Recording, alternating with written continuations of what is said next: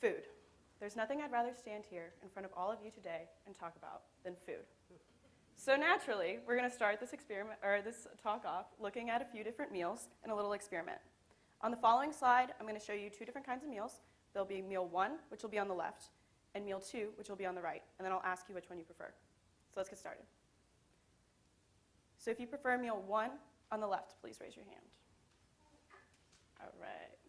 And if you prefer meal 2 on the right, please raise your hand. Okay. Let's go on to the next one. So meal 1 on the left, and meal 2 on the right.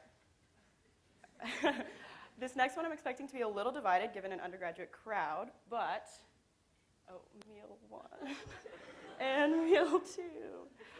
Okay, well,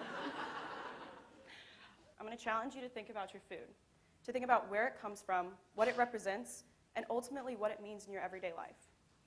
Over the past few thousand years, food production hasn't really changed. It's always been a small, family-run operation with fairly low yields and many hours spent preparing and producing food. And the farm that I grew up on is pretty representative of this. It is small at 108 acres and completely family-run, but unfortunately, farms like mine are no longer the norm. Just as America industrialized in the 20th century, so did its means of food production.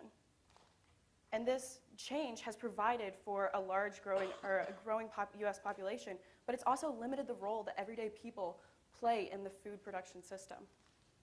There are issues like increased greenhouse gas emissions from high cattle populations. And likewise, there's a change in traditional animal diets, like that of Angus cattle that are traditionally fed grass-based diets and now subside on corn-based diets.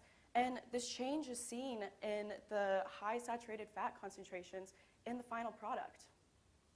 These hidden environmental and nutritional costs kind of give every meal an extra added cost that we don't think about. And this change is reflected right at home in our own kitchens.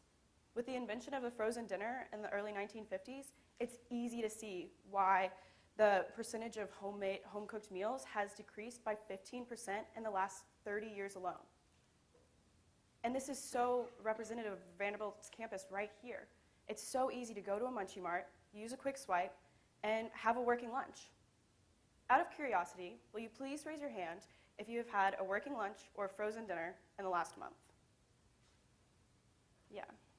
And I would honestly be lying if I said I didn't do the exact same thing during the development of this very TEDx talk. But this behavior is so detrimental to our connection with the food that we eat.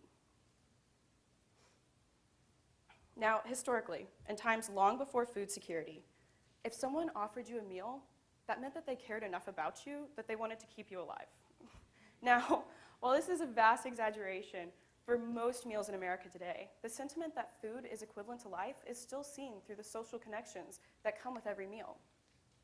The dawn of civilization went hand in hand with the creation of cultural dishes that are passed down for hundreds or even thousands of years. Take the case of lentil soup, for example. It has references dating it back to the Old Testament of the Bible. That's over 2,000 years old. And this connection between food and cultures kind of creates dishes to be a chicken or egg dilemma. Which came first, the dish or the culture it ascribes to? I want you to think back. Think back to your childhood and to all of the holiday and seasonal meals spent around a large dining room table. How many of the dishes that your parents prepared were also prepared by your grandparents? Food is one of the best ways we connect to society on a time scale. And for me personally, the ability to hand down recipes from my childhood is one of my most anticipated parts of starting my own family. But to be fair, I do have a favorite aspect of food. And that's actually sitting down with someone and sharing a meal. First, there are the senses. The smells, the tastes, the textures, all of these sensual and salient aspects of food connect us not only to the dishes that we're eating, but to the previous times we've indulged in them as well.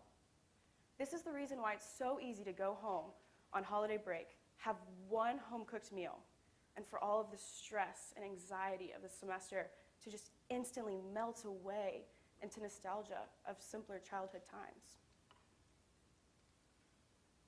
And then this sensual aspect is accompanied by who you actually eat your meals with.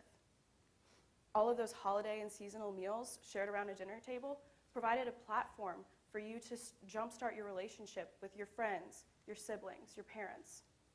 It turns out that fighting over drumsticks and indulging in pumpkin pie provided a platform for you to talk and share your life with other people. And Thanksgiving is an amazing example of how one meal can be utilized to strengthen relationships. But I think Maya Angelou said it best.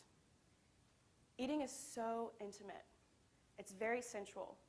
When you invite someone to sit at your table and you want to cook for them, you're inviting that person into your life.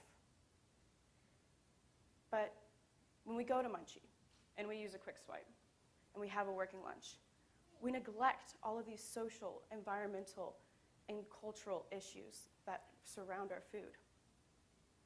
So I want to challenge you to change that today. Cut back on frozen dinners and meals ate alone in front of a computer screen, and instead opt for lunches with friends and family, even if they're short. Try new foods, and this is so easy to do right here on Vanderbilt's campus through events like Rand Dining Hall's Holiday Christmas Dinner that features foods from all around the world. And lastly, learn about how your food is produced in America. Today, we favor communion over convenience. Convenience over communion. The industrialization of the 20th century led to a lack of connection with our food and a lack of connection to the production of our food. But we can't let that change the role that our diet has played as an integral part of the human condition for thousands of years. Today, I challenge you to take back the food that you eat. Take control of the food that you eat. And who knows just how much every meal can mean. Thank you.